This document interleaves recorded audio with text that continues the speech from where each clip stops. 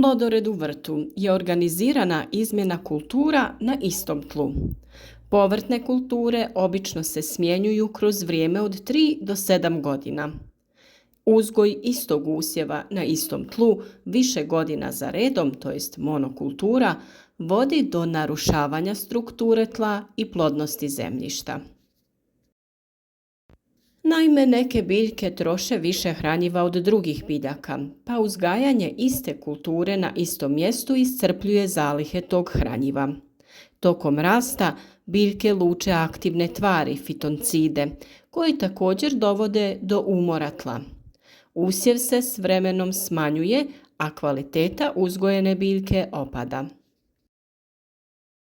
Osim toga, nametnici, bolesti i korovi takvim uzgojem povrtnih kultura dobivaju stalno prebivalište, bolje uslove za razvoj i širenje, te veće mogućnosti za narušavanje uroda. Na gredici na koje se kombiniraju kulture, vrtne štetočine će se sporije razviti jer će teže pronaći biljku kojom se hrane. Planiranjem vrta i rotacijom usjeva u vrtu održava se plodnost tla i njegova struktura, suzbijaju se štetnici, umanjuje se mogućnost obolijevanja biljaka, sprječava se erozija tla, smanjuje se zakorovljenost i povećava se bioraznolikost u vrtu. Kulture sa dubokim korijenovim sustavom uzgajaju se nakon kultura sa plitkim korijenjem. Rotiraju se kulture koje proizvode veliku i malu biomasu korijenja. Tako se održava dobra struktura tla, prozračnost i odsjeditost. Plitko korijenje kod biljaka koje šire svoje korijenje horizontalno i crpe hranjive tvari iz površinskog sloja zemlje imaju biljke kao što su salata, rotkvica, kupus, krastavac i dinja. Duboko korijenje koje imaju biljku koje hranu troše iz dubljih slojeva zemlje imaju grah, grašak, krompir, paradajz, mrkva, bundeva i repa.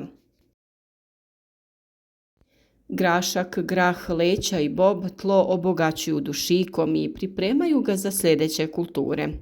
Izgrađivačima se nazivaju biljke sa velikom biomasom korijenja koje na sebe vežu dušik iz zraka i ostavljaju ga u tlu.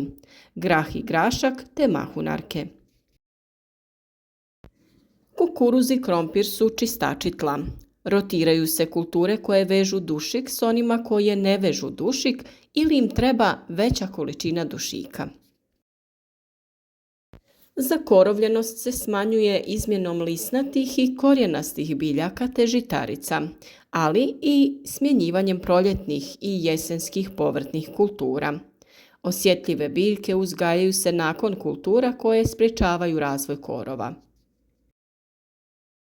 Tlo na kojem sadite ili sijete biljke trebalo bi biti pod zelenim pokrivačem kad god je to moguće. Obavljaju se sjetve i zelena gnojidba. Time se sprječava zakorovljenost i ispiranje humusa.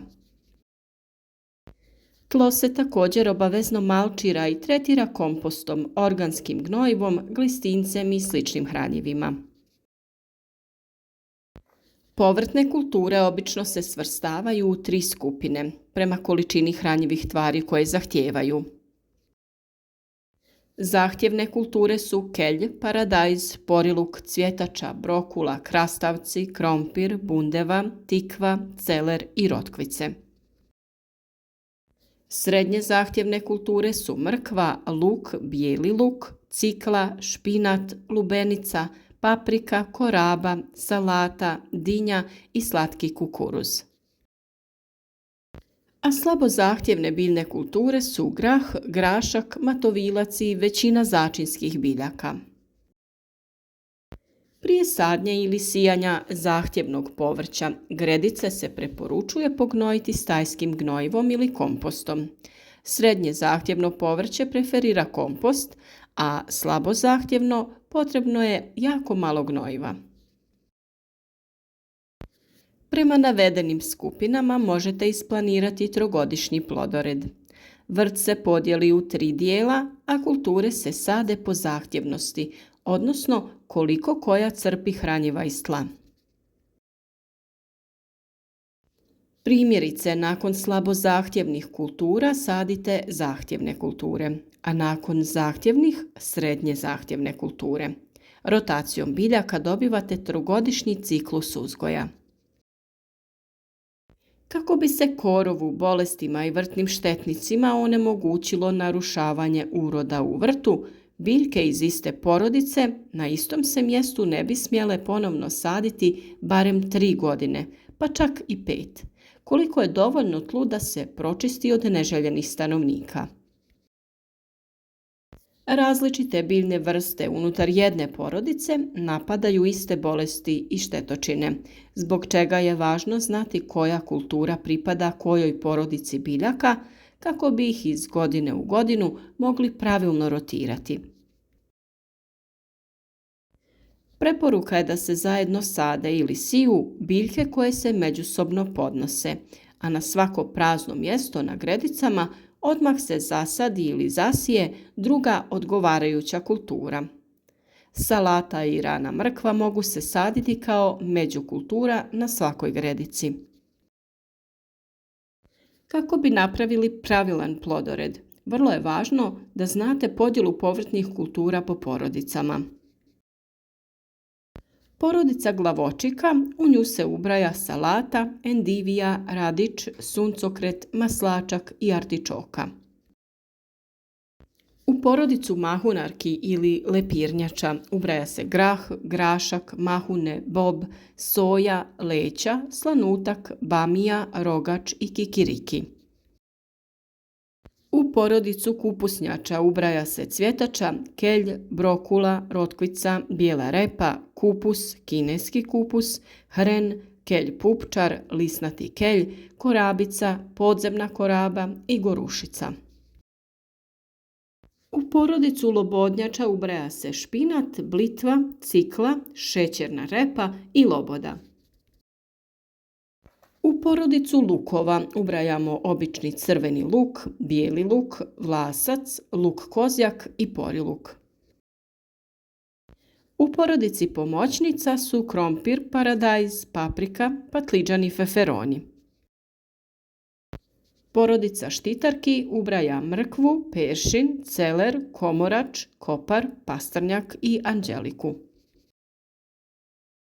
Porodica tikvenjača ubraja tikve, krastavce, dinje, buče, bundeve i lubenice.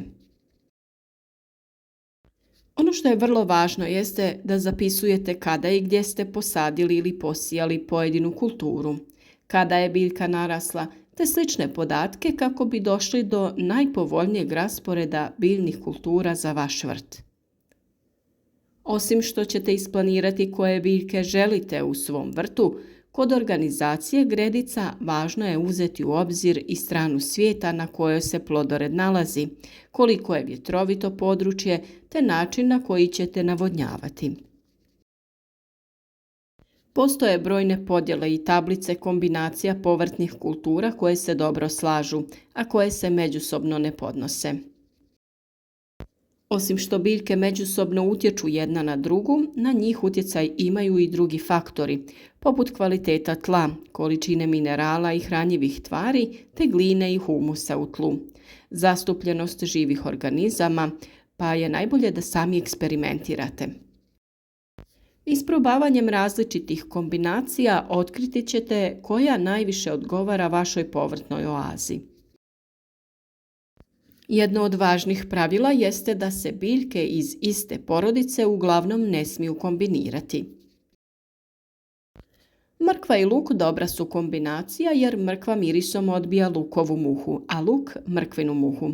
I mrkva i luk preferiraju humusno tlo i veće količine kalija, pa se gredicu na kojoj se sade preporučuje pognojiti drvenim pepelom. Bijeli luk ima bakteriostatično i fungicidno djelovanje te tjera miševe. Preporučuje se posaditi ga po cijelom vrtu. U istoj gredici dobro je posaditi paradajz i kupusnjače, jer kupusovog bijelca koji nagriza lišće kupusnjača odbija intenzivan miris lišća paradajza. Kupusov bijelac ne voli ni metvicu ni timijan. Sa druge strane, pojedine kulture poboljšavaju okus i aromu drugih, pa uz paradajz sadite peršin, kopar uzgajajte uz krastavce, korijandar uz krompir, a vrisak kombinirajte s mahunama. Posijete li kamilicu oko krompira, štitit ćete ga od napada krompirove zlatice. Sa druge strane, hren posijan oko krompira stimulira njegov rast, kao i grah oko celera i krastavaca, te kamilica oko luka. Iz istog razloga preporučuje se zasijati koprivu uz rubove drugih biljaka. Ako imate problem sa zakorovljenim tlom, posadite krompir.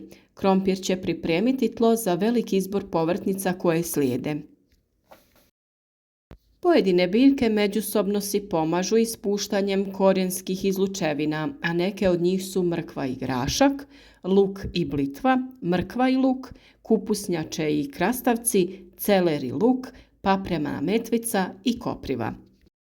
Neke od kombinacija koje se preporučuje izbjegavati su jagoda i kupus, grah i luk, cikla i poriluk te krompir, luk i kupus i ruža i komorač. Kadulja i timijan štite povrtne kulture od različitih vrsta gusjenica. Pelin i metvica odbijaju insekte, a dragoljub će čuvati jabuke od napada lisnih i drugih ušiju. Ricinus primjerice odbija komarce, dok svježe grančice bazge pomažu kod glodavaca. Puževe tjeraju timijan i boražina. Vrtne uši ne vole blizinu kadifica, nevena, dragoljuba, timijana i lavande. Luk vlasac sprječava pojavu pepelnice. Raspored biljaka u vrtu je vrlo opširna tema, pa se nadamo da su vam ovi savjeti korisni da krenete u pripremu rasporeda biljaka u vrtu. O ovoj temi ćemo još dosta govoriti kako dođe vrijeme sjetve i presađivanja biljaka na otvoreno. A vi pratite naš rad i u narednom periodu. Ukoliko još niste, zapratite naš kanal i kliknite na znak zvonca jer ćete tako dobivati obavijesti o svakom novom važnom savjetu. Podržite naš rad sa lajkom i kao i uvijek javite nam se u komentarima, podijelite vaša iskustva.